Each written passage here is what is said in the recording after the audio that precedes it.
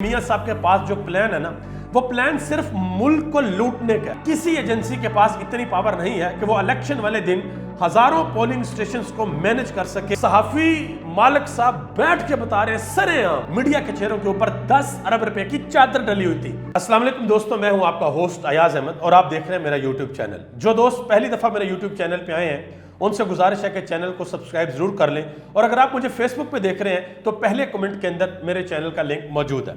एक बहुत बड़ा फैसला हुआ था और उस फैसले को डर की वजह से वापस ले लिया गया। फैसला यह हुआ था कि मियां साहब लाहौर एयरपोर्ट पे उतरेंगे, 10 लाख का मजमा होगा और बहुत ज्यादा लोग होंगे। एक बड़ी रैली लाहौर एयरपोर्ट से मीनार पाकिस्तान जाएगी, वहां पे बहुत बड़ा जलसा होगा। मियां साहब वहां पे नारा लगाएंगे और एंटी एस्टेब्लिशमेंट नारा लगाएंगे कि इस मुल्क का बेड़ा गर्क जनरल बादशाह ने किया है, जनरल फैज हमीद ने किया है और साकिब निसार ने किया है। मैं अब वापस आ गया हूं, मैं 50 रुपए के स्टाम्प पे गया था, अब मुझे अपनी अवाम का दर्द महसूस हो रहा है, लिहाजा मुझे चौथी मरतबा पाकिस्तान का वजीर आजम बनाए, ये मियां साहब कहेंगे। और वैसे तो कानूनी तौर पे जैसे ही वो एयरपोर्ट पे उतरेंगे, बाकी जो 24 करोड़ पाकिस्तानी हैं उनके साथ जो होता है कि मुजरम जैसे ही एयरपोर्ट पे उतरता है उसके हाथ को हथकड़ी लगाई जाती है और उसको जेल के अंदर ले जाते हैं। होना तो ऐसे चाहिए, लेकिन ये मियां साहब है और माशाल्लाह इनका वतीरा रहा है कि ये डील किए बगैर अपने मुल्क वापस नहीं आते। मुल्क तो इनका खैर लंदन है, ये तो इनके लिए एक चरागा है, यहाँ पे सिर्फ ये हुकूमत करने के लिए आते हैं, चाहे वो ये खुद हों चाहे वो इनके छोटे भाई जनाब मोहतरम शहबाज शरीफ साहब हों। 16 महीने हुकूमत की है, बेड़ा गर्क किया मुल्क का और वापस अपने लंदन चले गए हैं। अब हबीब अकरम ने एक बड़ा अहम सर्वे किया है लाहौर के अंदर, और स्पेशली जो ग्वालमंडी का इलाका है जिसको नून लीग का गढ़ समझा जाता है, वहां पे जाके सर्वे किया है और उस सर्वे के नताइज ने पूरी की पूरी नून लीग को बैकफुट पे जाने पे मजबूर कर दिया। अब वो नताइज उसके क्या हैं वो मैं आपके सामने रखने लगा हूं, लेकिन एक बात आपको बता दूं कि एक वक्त था, ये कहा जाता था कि नून लीग लाहौर के अंदर इतनी मजबूत है कि लाहौर के अंदर सीट जीतने का मतलब है कि आप शेर के मुंह से कोई चीज निकाल कर लाएं। लेकिन इस वक्त पूरा पंजाब और पूरा पख्तूनख्वा नून लीग के हाथ से निकल चुका है। इनको पता है कि हमें यहां से वोट नहीं मिलेंगे। हबीब अकरम ने जो सर्वे किया है वो मैं आपको बताने के लिए जा रहा हूं। उन्होंने एक सवाल पूछा, ग्वालमंडी में जाकर लाहौर के दूसरे जगहों पर जाकर सवाल पूछा कि क्या नवाज शरीफ के आने से नून लीग इलेक्शन जीत जाएगी, क्योंकि कहते हैं जी वोट जो है वो नवाज शरीफ का है। लोगों को फर्क नहीं पड़ता कि 16 महीने में पेट्रोल 150 से शुरू हुआ 332 पे चला गया। लोग इस चीज को नहीं देखते कि डॉलर कहां से शुरू हुआ और कहां पे चला गया। लोग इस चीज को नहीं देखते कि बिजली का यूनिट जब इमरान खान की हुकूमत खत्म हुई थी तब कितने का था और अब कितने का है। लोगों को सिर्फ मियां मोहम्मद नवाज शरीफ का चेहरा चाहिए पाकिस्तान के अंदर और लोग उनको वोट देंगे। यह सोचती है पूरी की पूरी नून लीग, लेकिन लोग क्या सोचते हैं वो इसके बरक्स है। सवाल पूछा गया कि क्या नवाज शरीफ की आमद पे नून लीग इलेक्शन जीत सकती है। 67% लोगों ने कहा नहीं जीत सकती, सवाल ही पैदा नहीं होता। 27% लोगों ने कहा कि जीत जाएगी, मियां साहब वापस आते हैं तो जीत जाएगी, और 6% लोगों ने कहा कि हमें नहीं मालूम। अब ये जो 67% है इसमें पाकिस्तान तहरीक इंसाफ के लोग भी हैं, इसमें वो लोग भी हैं जो पहले तो नून लीग के वोटर थे, लेकिन अब वो नून लीग से मुतनफ़र हो चुके हैं इनकी कारकर्दगी की वजह से। और इसमें वो लोग भी मौजूद हैं कि जो पहले तो वोट नहीं दिया करते थे, लेकिन इस वक्त जो मुल्क के सियासी हालात हैं अब उन्होंने ठान ली है कि अब हम वोट जरूर देंगे अगर पाकिस्तान के अंदर इंतखाबात होते हैं। तो ये हिसाब किताब है। आगे आ जाए, हबीब अकरम ने एक खातून से पूछा कि जी क्या लगता है आपको कि मियां साहब वापस आते हैं तो क्या वो इलेक्शन जीत जाएंगे। उन्होंने गोद में अपने छोटे से बच्चे को भी उठाया हुआ था। उन्होंने जवाब दिया कि पार्टी तो बड़ी दूर की बात है, मियां साहब खुद भी कोई इलेक्शन नहीं जीत सकते। और दूसरा उन्होंने कहा कि मियां साहब के पास जो प्लान है ना, वो प्लान सिर्फ मुल्क को लूटने का है। इनको यह पता है कि मुल्क को लूटना कैसे है, वरना इनकी बारियां मैं आपको गिनवाता हूं, जरा बारियां देखिएगा आप कि 1981 में नवाज शरीफ वजीर खजाना पंजाब, 1985 में दोबारा वजीर आला पंजाब बने नवाज शरीफ, फिर 1988 में वजीर आला पंजाब फिर बनते हैं नवाज शरीफ, 1990 में वजीर आजम पाकिस्तान बनते हैं पहली मरतबा, 1997 में वजीर आजम पाकिस्तान दोबारा बनते हैं नवाज शरीफ, 1997 में उस जब वजीर आजम बनते हैं नवाज शरीफ, शहबाज शरीफ वजीर आला भी बनते हैं, 2008 में फिर शहबाज शरीफ वजीर आला बनते हैं, 2013 में वजीर आजम बनते हैं नवाज शरीफ और 2022 में वजीर आजम बनते हैं शहबाज शरीफ। ये इनकी पिछला ट्रैक रिकॉर्ड है जो इन्होंने पाकिस्तान के ऊपर हुकूमत की है, और कहते हैं जी हमें मजीद मौका दिया जाए पाकिस्तान की आवाम की खिदमत करने का। वो खतून जिनकी मैं आपको बात बता रहा था, उन्होंने कहा कि जो शख्स खुद लंदन बैठा हुआ है वो पाकिस्तान की आवाम को क्या रिलीफ देगा। उन्होंने कहा कि जमात सिर्फ एक ही है और वो जमात है तहरीक इंसाफ। नवाज शरीफ जहां है वहीं रहे, हमें नवाज शरीफ की जरूरत नहीं है। ये लोग बातें कर रहे हैं और नवाज शरीफ साहब क्या कह रहे हैं, उनका बयान भी सुन ले।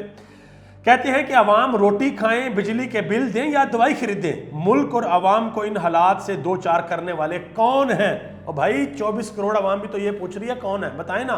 पिछले 16 महीने किसकी हुकूमत थी, बताएं पीडीएम के अंदर कौन कौन सी जमातें शामिल थी, बताएं इमरान खान की हुकूमत को किसने तरीके अदम एतमाद इस्तेमाल करके गिराया, चलती हुई हुकूमत को गिराया। बताएं कि जिस हुकूमत को गिराया वो 6% के साथ तरक्की कर रही थी, अब हम 0% पे, ये कैसे हो गया, किसने किया। बताएं वो कौन सा शख्स था जिसको हम वजीर आजम के त्यारे में बिठाकर लाए थे पाकिस्तान के, वो पाकिस्तान की इकोनॉमी ठीक करेगा और वो ये कहकर चला गया कि जी मेरे बस में नहीं है। कुछ लोग ऐसे हैं जो चाहते हैं कि मैं जो है वो कारकर्दगी ना दिखाऊं। ये बताएं पाकिस्तान की आवाम को आपके समधी साक डार साहब की जो परफॉर्मेंस थी, या बताएं, क्योंकि पाकिस्तान की आवाम अब आपसे वाकया ही पूछना चाहती है। आगे आ जाए, एक और बड़ी अहम बात है, मोहम्मद मालिक ने इस बारे में बात की है कि पहले तो ये होता था कि अगर ज़िमनी इंतखाबात होते हैं छोटे मोटे तो वहां पे धांधली हो जाती थी, अरेंजमेंट्स हो जाते थे।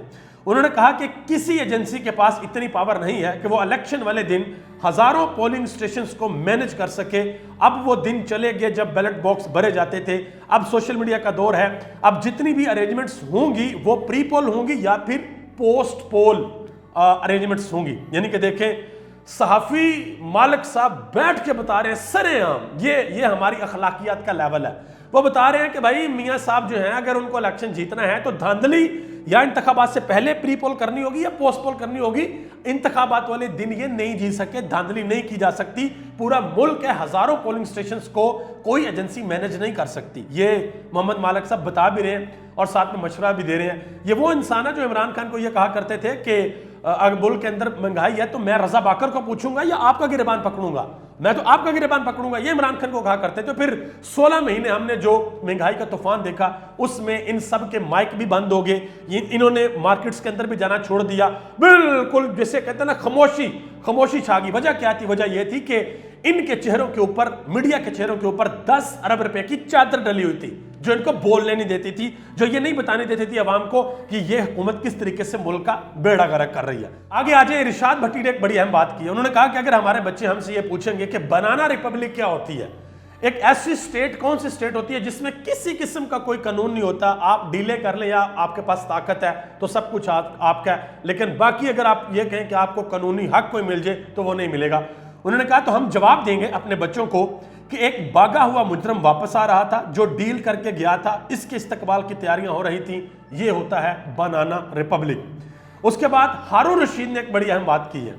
उन्होंने कहा कि 3 बार नवाज शरीफ वजीर आजम बने, 4 बार उनके भाई जो शहबाज शरीफ साहब हैं वो वजीर आला रहे, 1 दफा वो वजीर आजम भी बने और डट के इन्होंने करप्शन की, खूब गैर मुल्की कर्जे लिए, अमेरिकी ख्वाहिश पर अब भारतीय बलादस्ती कबूल कर ली है और भारतीय मुसलमानों के साथ जो कुछ हुआ उसके ऊपर इन्होंने चुप साध ली है। ऐसे इब्नुल वक्त मुल्क सवारा करते हैं? उन्होंने सवाल पूछा कि ऐसे जो इब्नुल वक्त होते हैं क्या वो मुल्क सवारा करते हैं या वो खुद गर्ज होते हैं? इसका जवाब आपने कमेंट बॉक्स के अंदर जरूर देना है। आगे आ जाए जी, बड़ी अहम बात वो की है नुसरत जवेद ने, जिनको यह समझा जाता है कि ये शरीफ खानदान के बड़े करीब है। उन्होंने कहा कि आइंदा इलेक्शन में, अब जो इलेक्शन होंगे उसके अंदर नून लीग के साथ जो होगा वो सोच भी नहीं सकती नून लीग इनके साथ होना क्या। इनके साथ वही हाल होगा जो 1997 में पीपल्स पार्टी के साथ हुआ था। और क्या हुआ था कि 1997 में पीपल्स पार्टी सिर्फ 18 सीटें जीती थी और बाकी पूरे मुल्क से उनका सफाया हो गया था। और यही काम अब नून लीग के साथ होता हुआ नजर आ रहा है। दीवार के ऊपर लिखा हुआ है कि ये किसी भी सूरत जीत नहीं सकते।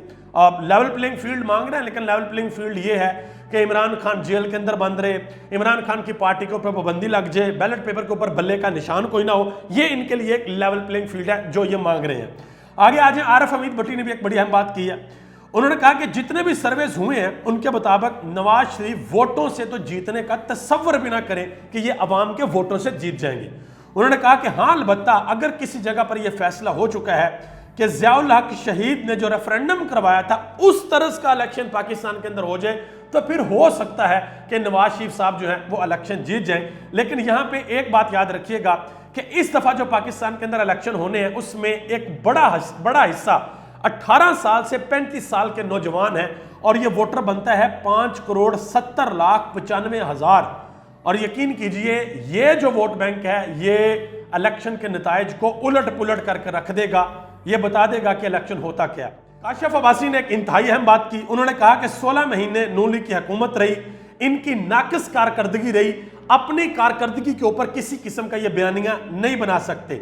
सो लिहाजा नवाज शरीफ साहब जलसों के अंदर जो तकरीरें करेंगे वो फिर एंटी स्टेब्लिशमेंट बयानियां लेकर आएंगे कि जी जनरल बाजवा ने ऐसे कर दिया, जनरल फैज हमीद ने ऐसे कर दिया और उसके अलावा साकिब निसार ने ऐसे कर दिया। लेकिन ये नहीं बताएंगे कि 16 महीने हमारी हुकूमत रही है, हमने इनको हाथ भी नहीं लगाया, हमने कुछ पूछा भी नहीं है कि इन लोगों ने क्या किया, इन लोगों ने मुल्क के साथ क्या किया, और लोगों को जो है वो बेवकूफ बनाने की कोशिश करेंगे। गए भी डील करके थे बाहर नवाज शरीफ साहब और आए भी डील करके हैं। ये ख्वाजा आसिफ साहब जो हैं वो टीवी के ऊपर बैठ के इस चीज को एडमिट कर चुके हैं। आगे आज मरियम नवाज साहबा कहती हैं कि आसमान का निजाम हरकत में आता है तो इसको कोई नहीं रोक सकता। अब आसमान का निजाम इनकी नजर में क्या है?